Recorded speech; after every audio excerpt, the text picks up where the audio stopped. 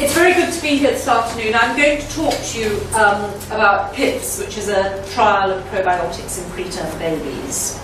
And it's kind of you to come on finally a nice warm sunny Friday afternoon when the weekend is pressing on. So what I'm going to do this afternoon is just briefly to talk about the background to the trial. And some of you might know that the whole topic of probiotics in preterm babies has come a bit of a hot issue, with some people suggesting that perhaps we already know enough to introduce them into routine practice. So as I go through the background, I'll really try and summarise the evidence and identify what those of us involved with running this trial think are still the big gaps that we've got in our knowledge, and then just tell you a little bit about the trial itself and how we think the trial will plug those gaps. I'm not going to tell you, I've got to talk to you this afternoon about the nitty-gritty of actually doing it, because in fact you've been recruiting, I know, you've recruited some babies, and furthermore you've had babies come back to you, so you have been giving the intervention and doing the paperwork, etc. So I'm not going to talk about that this afternoon. So we have a problem on our neonatal units, as you're all very, very aware. And the problem is that we have these dreadful complications of prematurity, which we still lose babies and are still associated with less good outcomes in those babies that survive. And the fact of the matter is that in some ways, necrotizing enterocolitis and indeed late onset infection, those nasty fulminant gram-negative septicemias, are actually becoming almost more of a problem for us. Because as survival of little babies increases, as indeed it does, so of course it's the case that even those babies who don't survive live for longer, which in a sense is a prerequisite eventually for getting survival to rise. And if you look at deaths, and oh God, we'll tidy this up because I meant to take these slides out. Go back. Because if we look, I'm just going to show you a little bit of data. These are North American data, and interestingly showing, particularly here with these, in fact these are UK data, these are North American data, and you can see that necrotizing enterocolitis as a cause of mortality seems, if anything, to be going up. These are North American data for septicemic deaths, and are quite interesting because, again, the total deaths, which are the triangles here, as you can see, are coming down, as indeed are the deaths due to early onset sepsis, most of course of which is attributable to group B strep and E. coli. But the deaths attributable to late onset sepsis are actually rising. And I think the real issue is these are summary data from the two EPICUR cohorts in 1995 and 2006. And these are the primary causes of death in the babies in the EPICUR cohorts who died. And in fact, early deaths secondary to respiratory failure have really decreased dramatically. So babies are living a bit longer. But if you look at those babies who die, both infection, and they're almost all late onset infections, and necrotizing enterocolitis are cited very much more frequently as the cause of death. So we have a real problem, and you know that. We have little babies who, they've had all sorts of problems, and we've nursed them through those, and we've got them to full feeds, and we think we're home and dried, and then in the space of a few hours they get horrible fulminant disease, and many of those babies we lose. And the disease is so fulminant that it really is quite clear that the chances of our ever having a therapy that affects cure once the disease is established is remote. So what we need are good preventative strategies. And thus far, we simply don't have them. The only thing we have for sepsis is decent hand washing, quite frankly. And in terms of necrotizing enterocolitis, we know, for instance, that it's less likely to happen in babies who are receiving maternal breast milk, but it's not, it's by no means the rule that breastfed babies don't get NEC, so we don't have good preventative strategies. And at the moment, the thing that people are really hoping might help us are probiotics. So why might that be? Well, we need to just think a little bit about the normal establishment of bowel flora around the time of birth and what the commensal organisms that live in our guts are actually doing for us. Because as you all, I'm sure, know, the fact of the matter is I'm standing here looking like a human being, and indeed, hopefully am a human being, but the fact of the matter is that I've got many more cells in my bodies that are bacteria than I have with, well, however many chromosomes it is, 46, that I'm meant to have. And we all live in happy harmony with the bacteria in our bodies. Now, of course, the conventional teaching is that at birth, in the full-term baby, that the contents of the bowel are sterile from the beginning. As molecular methods for studying bacteria are introduced, it's actually abundantly clear that that actually isn't necessarily true for many babies. There are organisms there, but not organisms that we can grow on a conventional agar plate. So for practical purposes, the gut is sterile. But of course, what happens for a normal full-term baby who's particularly it's born vaginally and it stays with the mother, in close contact with the mother and goes back to the ward, is that that baby's gut from the first day begins to become colonised by bacteria. And the bacteria that predominate are those that come from the mother. They're acquired during the birth process, they're acquired from breast milk, they're acquired from the skin around the areola. And quite quickly, the full-term baby develops a flora with quite a lot of different bacterial strains, so a lot of diversity, but dominated by commensal organisms, mostly lactobacilli and bifidobacteria. And if the baby's breastfed, bifidobacteria will predominate.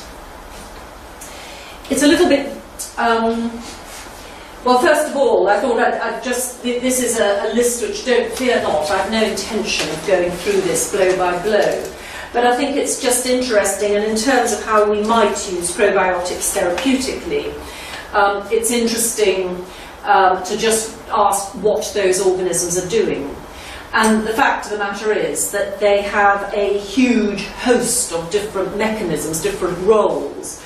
But what we're looking at is a whole list of things which are related to maintaining the integrity of the barrier function of the intestinal mucosa, in terms of reducing the permeability, thinking of things like mucus production, maintaining the tight junctions between the epithelial cells, competing with other bacteria to go there, up-regulating immune mechanisms, a whole host of different actions. Now, of course, most of the work that's been done to try to help us understand this, of course, hasn't been done in humans. It's mostly been done in animal species, and of that work that has been done in humans, very little has been done in the preterm baby. But what is abundantly clear is that different commensal strains, different strains of lactobacilli, different strains of bifidobacteria, and indeed other organisms, have different actions. And furthermore, if you look at mature animals and immature animals, they have different roles they've probably got different roles in the preterm baby from in more mature babies. And it immediately, of course, begs the question, if you're going to use a commensal bacterium for a therapeutic purpose, which on earth one do you choose? And we'll come back to that, because it's a really important issue in terms of clinical use of probiotics. If any of you is really interested, this is 2 or 3 years out of date, but it's a really very good review. So what happens in the preterm baby? Well, there haven't been very many studies, but there have been a few. And what is quite clear is that things are different in the preterm baby. Of course, they're more likely to be born by caesarean section, which changes things a bit anyway. And the little preterm babies who we're most concerned with, of course, are usually then quite rapidly separated from the mother, and they come onto our neonatal units, which aren't the most friendly microbiological environments, and they go into an incubator. And what we do know is that they acquire bowel flora more slowly, and that the bowel flora that they acquire is characterised by having fewer strains, so much less diversity of bacteria. And of course, we slow that up, because most of those babies we then put on antibiotics, and we quite often don't stop them quite as quickly as we might do. And we know that that further delays the acquisition of flora. There are bacteria getting in, but they're less likely to be commensals. In fact, they're more likely to be nasty strains, which potentially, of course, are pathogenic, and we get this nasty reservoir in our preterm babies of gram-negative organisms, some of which are antibiotic resistant, etc. So we have less microbiological diversity, we have fewer commensals. We do know, though, that if you give little preterm babies breast milk, that does actually help a bit, and you certainly tend to get more bifidobacteria there if you can do that. So what's a probiotic? Well, this, I think, is the most simple definition and the most practicable one. It's quite an interesting one. It says a live microorganism. There has been some debate, really, as to whether they actually need to be alive, or whether actually if we killed the bacteria, whether they still might retain some of the benefits which we need. And, of course, that could reduce the possibility that we might cause a septicemia by giving a probiotic strain. In fact, I mean, the organism that we're using in the trial is alive, but there has been some work on looking at that. So a live microorganism, usually a bacterium, but not necessarily, and there has been some work, particularly in children with diarrhea, using a fungal probiotic. So a live microorganism, which when given in adequate amounts, confers a health benefit, as simple as that. Basically, it's something we're giving, which is alive and is healthy. Now, do probiotics help? Well, there have been, since 2007, which actually isn't very long ago, only 4 years ago, there have been no fewer than 7 systematic reviews with meta-analyses. That in itself, I think, is quite interesting, because it makes one wonder, why doesn't one of them just nail it? They all look at slightly different combinations of different trials.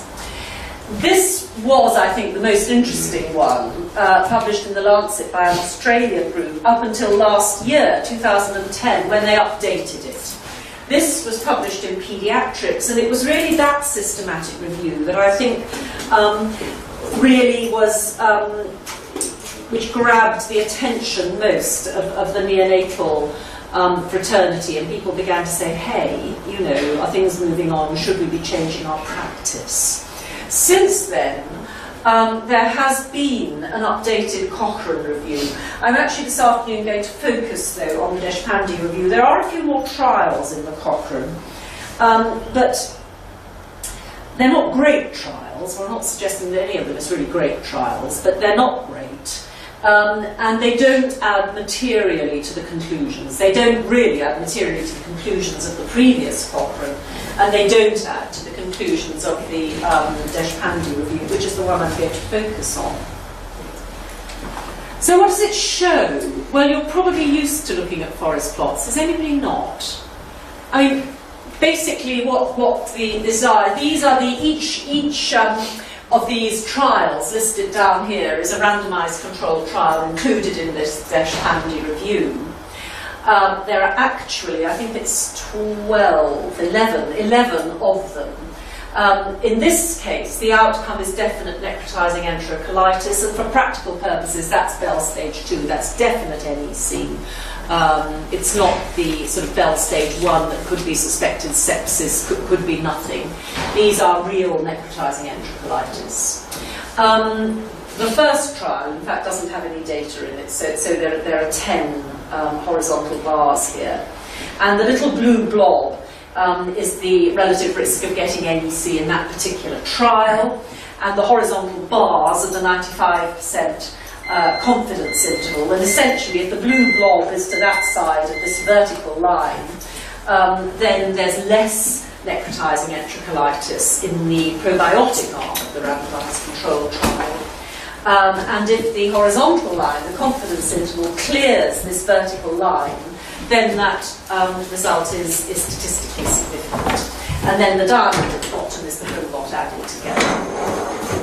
And basically what you see here is that the blue blobs tend to be on that side, although actually there are only 3 trials here. This one here, which is a trial from Israel. This one, actually there's another one, there's this one here which just is to the side of the line. There's a Taiwanese trial and an Israeli trial, and then there are 2 more trials here, which were the 2 important trials that were added into the updated review, that go to that side of the line. Nonetheless, these are pretty wide confidence intervals, and if you look at the numbers, they're mostly pretty small trials. Professor Costeloe, you know, the blogs as it were, Yes. on the positive side of the line, were they using very different microorganisms? Yeah, we'll come back to that. Yes, they all, in fact, every single one of them is using a different product.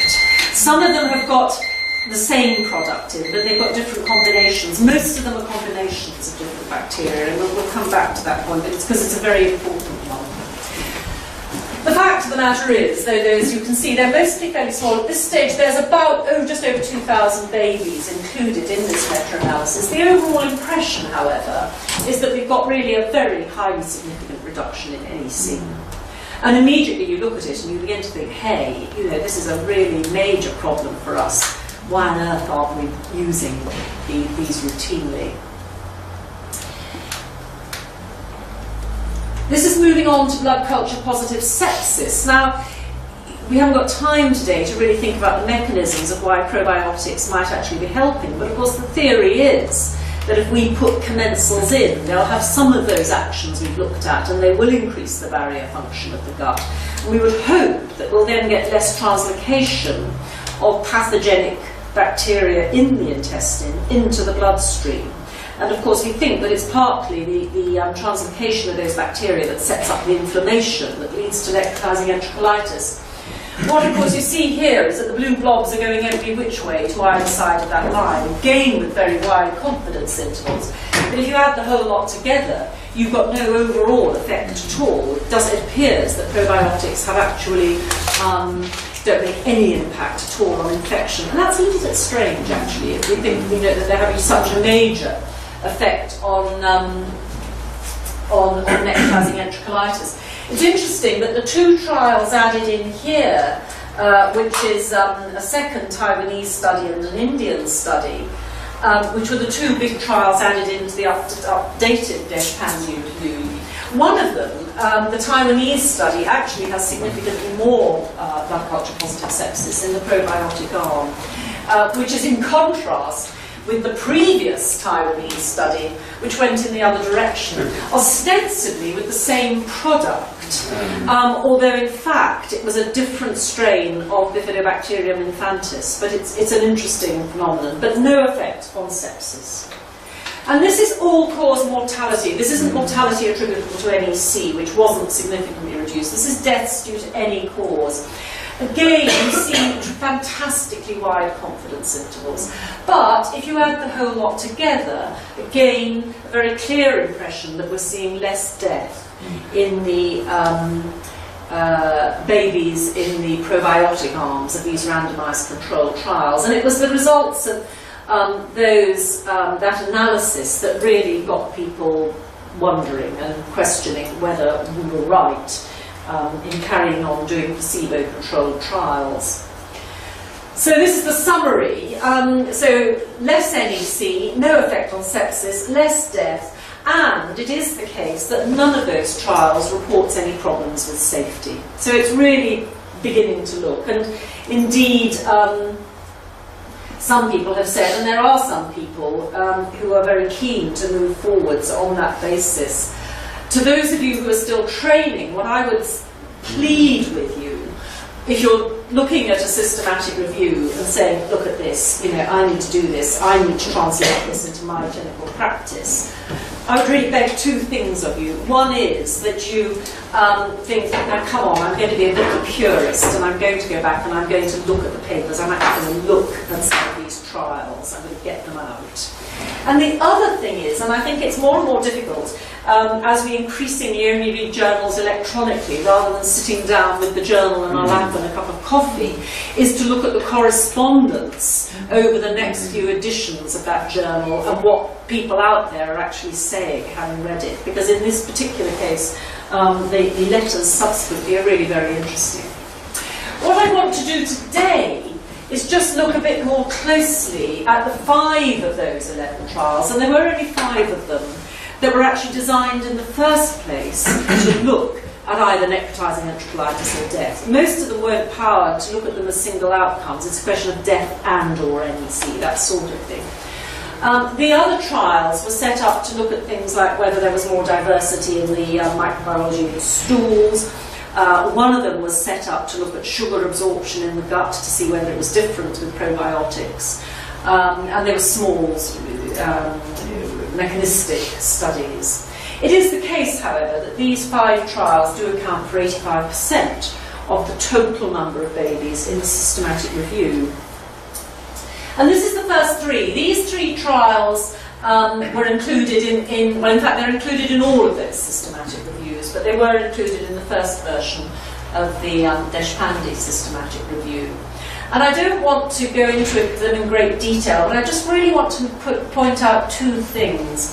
One is the populations that are being studied here, and I'm sorry, I've done something funny in the computer. One of the questions we need to ask ourselves before we make the decision that we're going to go and use probiotics routinely is whether the babies included in those trials are about the same as the population of babies that we're looking after on our units. And I don't know what it's like here at the North Mid, but certainly, I mean, obviously, we occasionally get a big, relatively mature, 31, 32-week baby who gets necrotizing enterocolitis weighing 1,100 grams or what have you. But it's a relatively, well, in fact, it's an extremely rare event. Most of the babies we have who get necrotizing enterocolitis are little babies weighing less than a kilo. Often they've got growth restriction. Often they're babies who've been identified as being compromised antenatally with bad Dopplers, etc. They come out and they stop-start getting their feeds going, etc. And we eventually get them there, and then they get necrotizing enterocolitis. That's the scenario we seem to be dealing with. Whereas actually, the mean weight of these babies, in this, which is the biggest of the trials, is over 1,300 grams. This one, which you can't see because it's slipped, is about 1,100 grams. And this one, again, is over 1,100 grams. This is the first Taiwanese, and this is the Israeli trial. So these are fairly biggish babies. But even more important than that is, of those babies, which babies are there? Who hasn't been included in the trial? What are the exclusions? And there are some quite interesting exclusions here. In this Italian study, they've excluded any baby who died for anything in the first 2 weeks. They've just gone out. Whether or not they were in the trial, they've just gone out. Which actually makes it quite interesting, because they still had quite a lot of deaths, or at least they apparently, seemingly. In this trial, they exclude, well, they've got to be a week old, and they've got to be stable with all their lines after receiving milk feed. So these are relatively stable babies. They don't give us any information, in fact, in the Israeli study. They excluded anybody born at the weekend. I have to say, I'm quite keen on that one. But as a result of this, it's really quite interesting. This Italian trial had a potential 685 babies eligible, and 100 of them were excluded, not suitable. That's a very high exclusion rate. Similarly, not quite as high, but pretty high with the Taiwanese study. And as a consequence, this is the amount of pathology they've got in their comparator group. So this is the background NEC rate in the study. In the Italian trial, you can see it's actually terribly low. It's only 2.8%. And what is really bizarre about that trial is the thing they were really interested in was urinary tract infections, which seems to have been twice as common as NEC. And that's it's peculiar. And I have to say, it's very sad because it's the biggest trial. And I'm not really sure that the data are terribly useful to us. They're a bit strange.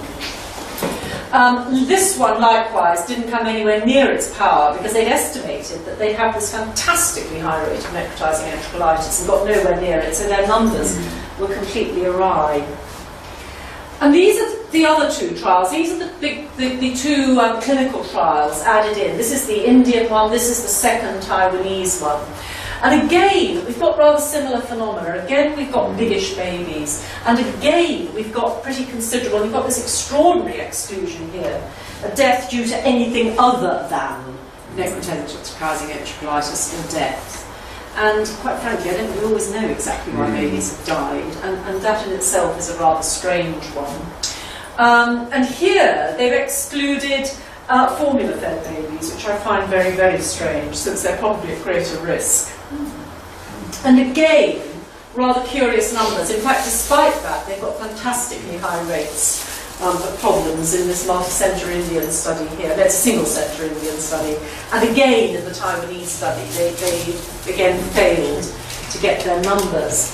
But again, the numbers of excluded babies are, here we've got 88 out of 274 potentially recruitable babies excluded, mostly because of death. And again, the Taiwanese study, again, we've got 137 exclusions. We know that 98 of those babies died.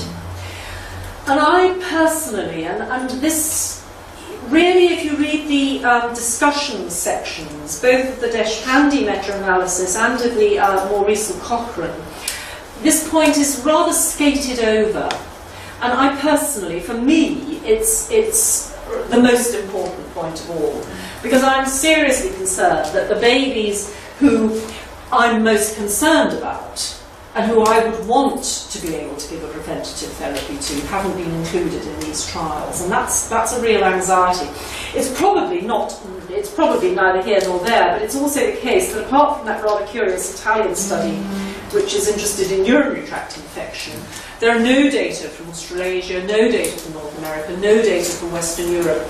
And that probably doesn't frightfully matter, except that we're looking at problems which, are affected by the amount of, floor space per baby on a ward, etc. And I would feel more comfortable if there are some trials a bit nearer to home, but that may or may not be a valid point.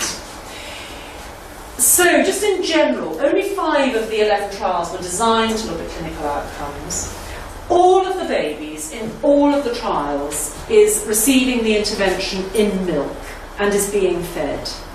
So the little baby who, stop-start, and the nurses say, oh, the tummy's a bit full, I want you to hold off feeds another 24, 48 hours, just go away, which our nurses do quite frequently. None of those babies is in these trials. And again, that really isn't discussed very fully in any of the papers. I think the reason for this is in order to achieve blinding.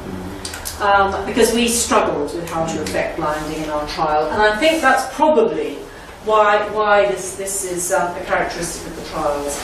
It's very difficult. In the discussion of both Cochrane reviews, they say, we think the argument's made for babies over a kilo, we think you ought to be using probiotics.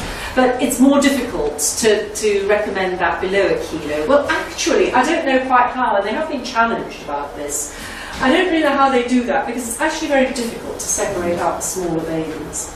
I also know that if we said to our nurses, we think probiotics stop NEC, but we're not going to give them to babies below a kilo, they'd say, well, hang on, those are the ones I want to give them to. And I don't think that's how life works. The other very important practical point is that none of those trials reports any microbiology on the baby's stools. So we don't know how many of the babies have been successfully colonised with the probiotic strain. Now, we know that, for instance, bifidobacteria are killed by penicillin. We also know that if you give enough bifidobacteria, you can achieve colonisation and give penicillin at the same time, because we've done it. But we don't know how many of these babies were successfully colonised. Equally, we know that if you're giving a probiotic on your unit, you will get cross-contamination. However much you wash your hands, however much alcohol gel you've got around, you will get some spread between the babies. So some of the babies in the placebo arms are going to be colonised. Now actually, of course, that might mean that we're underestimating the benefit of probiotics. But equally, several of those trials involved products that have got 2, 3, 4 bacterial strains, and it may well be that you've got different strains cross-colonising at different rates. What we would hypothesise, but don't know, is that if we did culture the stools of some of the babies in those trials, what we'd find was that we'd actually achieved colonisation with different combinations of probiotic strains, and it really does make the results very difficult to interpret if you know nothing about your colonisation rates. And the point which you raised is that they all do use different products, and furthermore, none of the products has any quality control. We don't know what they're receiving. Now, we've had a bizarre set of circumstances in that after we applied for our initial funding to do this trial in Europe and indeed in North America, it was decreed that probiotics, if we're giving them to prevent a disease as serious as necrotizing enterocolitis, fulfill the definition of a medicine. They're not a food supplement, they're a medicine. So the trial is subject to the Medicines Trials Directive, you've all got to have GCP and all the rest of it, as you know. But all equally, it has meant, and we were fortunate in that we'd already elected to use a particular product which happens to be spectacularly stable and for which we were able to get a trial certificate. It's highly questionable whether we'd ever got a trial certificate for any of those other products. And interestingly, since that decision was made, there were a couple of trials planned to go ahead in North America, which haven't gone ahead. So there is a real issue about the quality of those products. And then there's the issue of safety. As I say, it is the case that in none of the trials has any problem being reported. And indeed, I mean, common sense would dictate that this should be a low-risk intervention. After all, babies normally acquire commensal bacteria. However, we kid ourselves if we say, oh, well, this is a natural therapy, we're just mimicking what happens normally. Because actually what happens normally, although there's not a very big literature on it, is that babies acquire organisms, commensal organisms, probably in orders of magnitude each day of sort of 10 to the power 3, that sort of thing. Whereas actually, when people use probiotics as we're using them, we're giving 10 to the power 9, 10 to the power 10 organisms. And in some of those combination products, giving 4 times that. So actually, the babies are being given commensal bacteria at very much higher doses than they would get them normally. So it's a bit disingenuous to say this is a natural therapy. They're commensal organisms that we're using unnaturally in a way. There are a number in the literature of published reports of septicemias with lactobacilli, which can be quite troublesome to treat. When we started out, there were no reports of bifidobacterial septicemias, but now there's one published one, and we're aware of another. Interestingly, both in babies, and both of them in term babies with post-operative for congenital malformations, with trivial illnesses, and in fact have got better by the time that the organism was grown. However, red lights flashed when this adult trial was published, which is a Dutch trial of adult patients with acute pancreatitis. They were given a product with combination and several strains, in fact, of lactobacilli, and they were given the product directly into the jejunum, which is a slightly strange thing to do, because it's a bit of the gut where there aren't usually very many bacteria. It wasn't, this trial has been severely criticised, it wasn't monitored as well as it should have been. But what was particularly worrying was there were increased deaths in the probiotic arm. And, you know, one just sat back and thought, because we thought, well, you know, these are really acutely ill adults. They've probably got gut that's leaky and all the rest of it, but actually so have some of our little babies who we want to be able to give this stuff to. And while thus far there haven't been problems with using probiotics, one just has that little bit of anxiety that we might be a little bit more likely to get septicemias in babies who've got compromised gut. They might not be just quite as safe as we think, although I think that probably it's pretty good.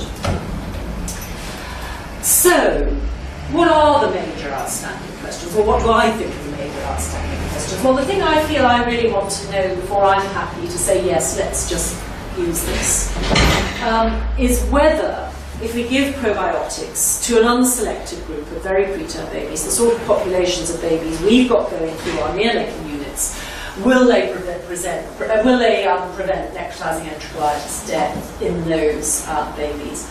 I'm very interested in why they don't seem to help with sepsis.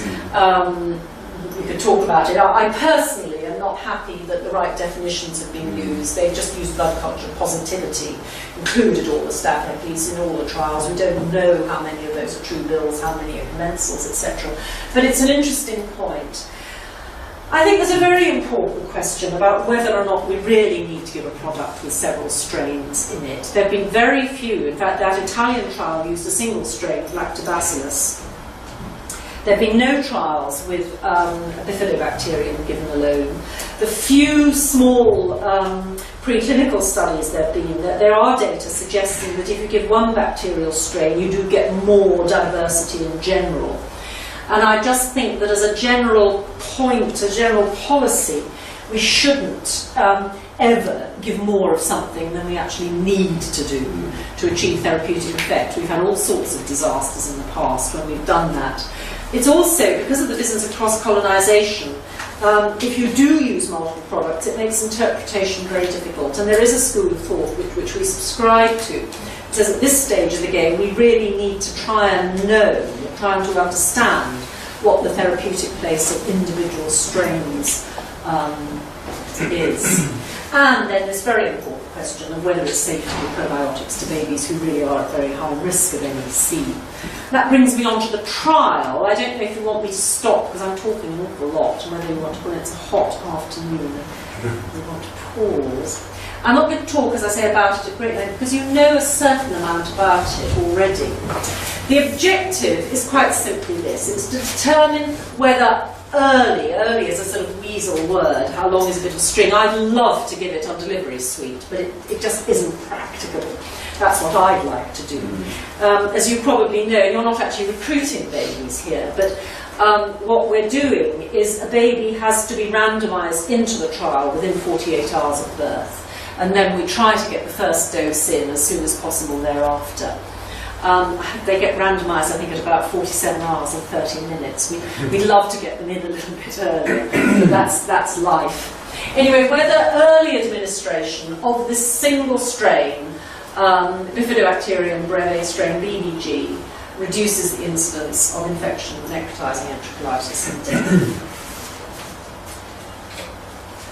So why is it different? Why do we think that we might provide some of the answers which we're a bit sceptical about in the studies that have been published? Well, it is powered to actually look at those questions and hopefully get completely unambiguous answers for 3 of those outcomes.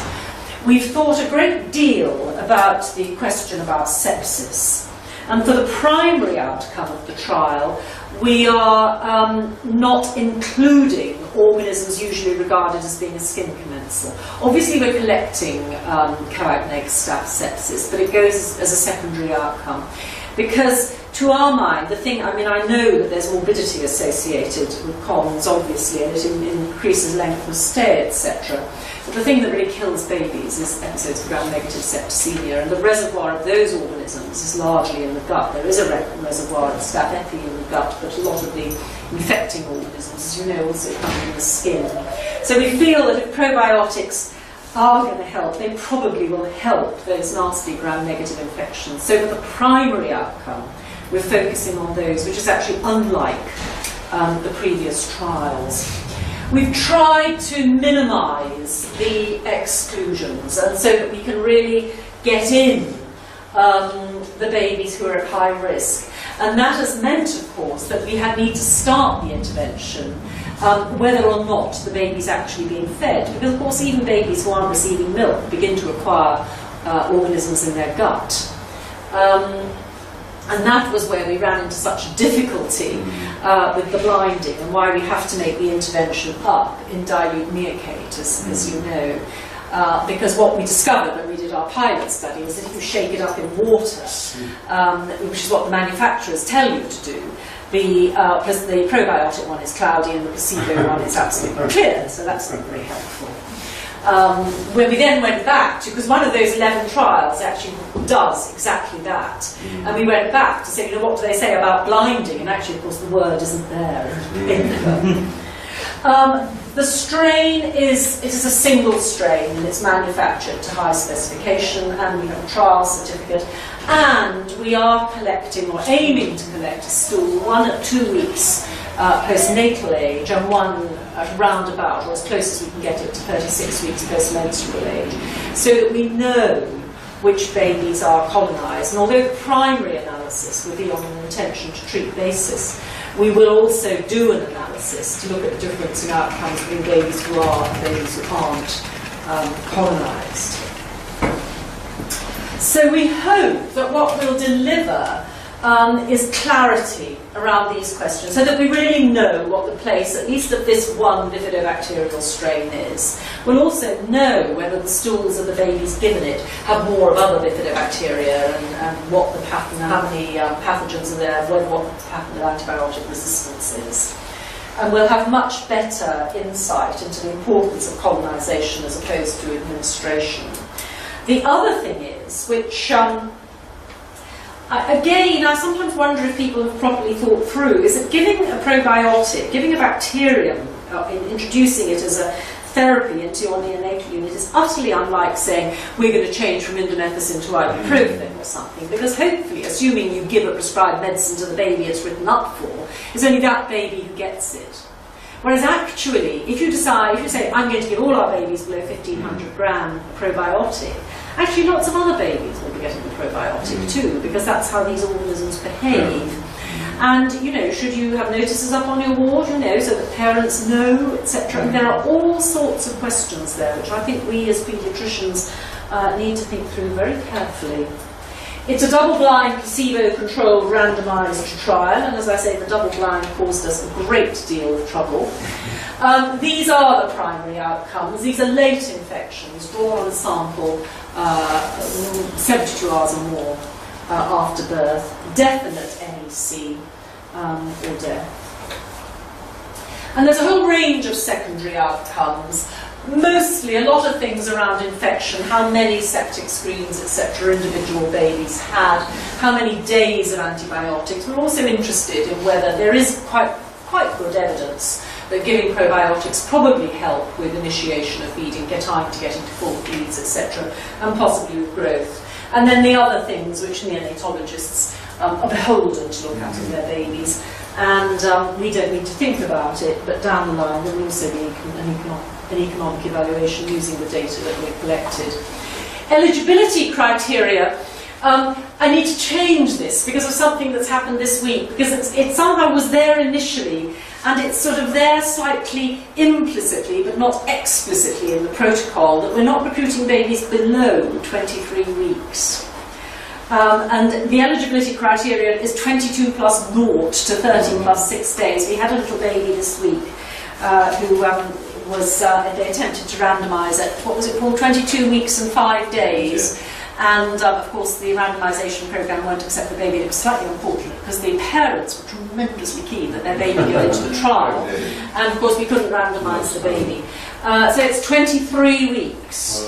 Up to 30 plus 6. They need randomisation, as I say, to be less than 48 hours from birth and obviously to have consent. And we've got very little in the way of exclusions. Obviously babies with bad malformations, we have to put in this thing about no realistic chance of survival. I think really you're most unlikely to put a baby in, but you know, the little baby who's hypotensive and acidotic and you can't get on top of everything, you're most unlikely to actually go and sit down and recruit a baby into a trial like this, but clearly it doesn't make very good sense. What is, though, particularly important is the fact that you put a baby on antibiotics doesn't preclude it, and obviously, in fact, most of the babies coming into the trial will receive antibiotics at the beginning. We've already talked a bit about the intervention, and here is and of course this is a biological product, so the number of organisms we're giving varies by thousands and millions and what have you. But these are really large numbers and very much bigger than the sort of numbers a baby would require in the normal course of postnatal care. We give it once a day and it carries on up until 36 weeks postmenstrual age, assuming that the baby is still in hospital. We try to provide you with what training you need, particularly in making it up, filling in the forms, giving it, etc. And we're very happy to come back as nurses, junior staff change, and reinforce training. And I do think, and we will be beginning, as we begin to get more babies into the trial, to provide a bit of feedback. We are monitoring colonization rates within individual units. And if you think about it, in an ideal world, if all babies, it would be 50% of babies would, but actually it's not quite like that because this isn't how it works. But we are beginning to look at colonization rates. They're blinded, we don't know who's getting it and who's not. But if we've got a unit where 90%, if we're recruiting a lot of babies in a unit and 90% of babies have got probiotic in their stools, then there's an awful lot of cross-contamination going on. And people will slightly know, because we'll be coming back in and say, we think we just need to look at this again, and look at it again. So we will be doing that. What about twins? I mean, we've had twins in the trial. Yep. Breastfed twins. Yep. Are they randomised? They must be randomised as individuals. They're randomised as individuals. And so parents usually breastfeeding. There's likely to be a colonization.